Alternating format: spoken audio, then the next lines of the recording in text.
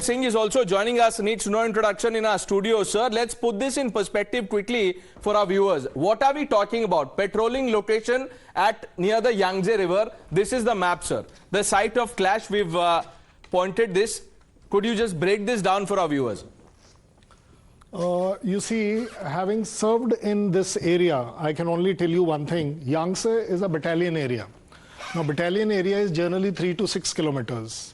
When we are talking about that, then we must understand that the specific point of clash, because between one hill feature to another hill feature, there is distance involved. So when we are talking about two clashes or one clashes, it would be probably, as per my appreciation, it could be within the same company locality. Now, when we are seeing this point here may appear to be a point, but actually on ground, it might be even a kilometer or more. True. So when those people come, now what happens is that generally in such cases, what will happen is that when the patrols are going, this has been the general trend I'm trying to tell you.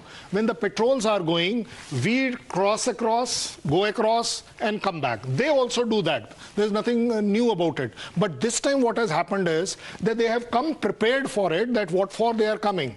Why? Because they must let's take it point by point. Okay. Help me break it down for our viewers also. I'm also curious to understand. Are you saying that when patrolling happens, normal patrolling happens, that the patrolling team on either side, they go beyond the line? Now this is very interesting. You know, this line which you are seeing as IB, this is not only IB.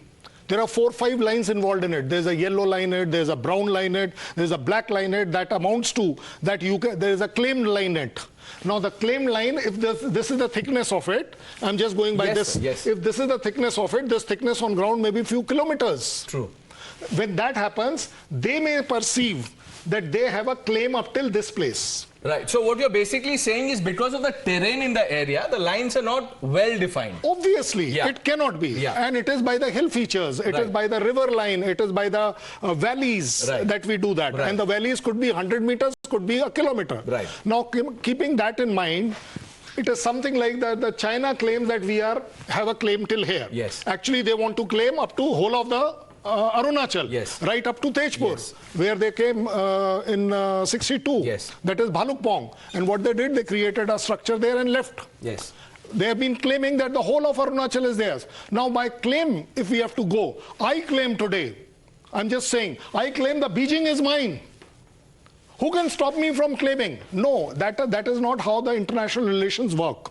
When international relation works and the army works, where I am, you cannot dislodge me. What you may do, I don't know, but I will not get dislodged. So there the fight comes in. How the fight comes in, when I was there, it has happened with us also. You do the patrolling. While doing the patrol, you suddenly find 500 meters, 700 meters, they are also doing. So you stop, they stop. Either they go back or we go back, and we immediately raise our red flag and that written thing that please go back. So you are saying on the 9th of December and on the 11th, the Chinese came prepared to provoke an attack? Yes.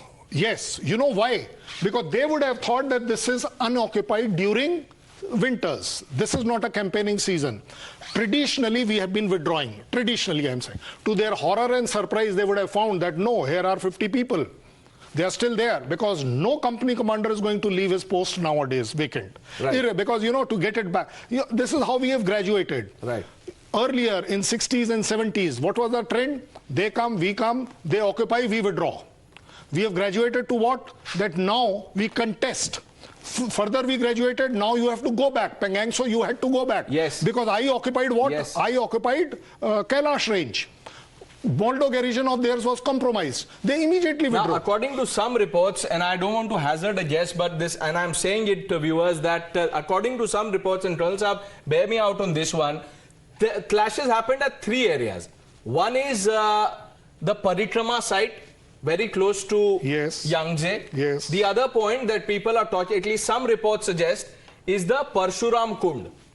Tell us about the areas that you see, this is what exactly I'm trying to tell you. Nobody knows better than those troops deployed there that what exactly went.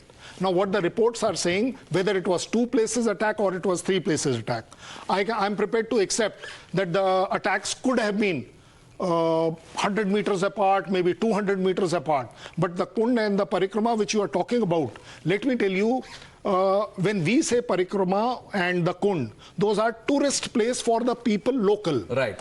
It is all our deployment is little ahead of that. Right. So this is the area. That's roughly the area. Yes. We are okay. Now that we've talked about the terrain and roughly understood what happened, let me bring in our editor Srinjoy Chowdhury. Srinjoy Chowdhury, quickly bring us up to speed of what we know, things we know so far. He said that the Indian army prepared for this this intrusion attempt by the Chinese. From the last, for about 7 or 8 days before that, there was clear signs of build-up on the Chinese side. There was a sort of altercation, possibly on the 30th or the 1st, but the build-up happened after that.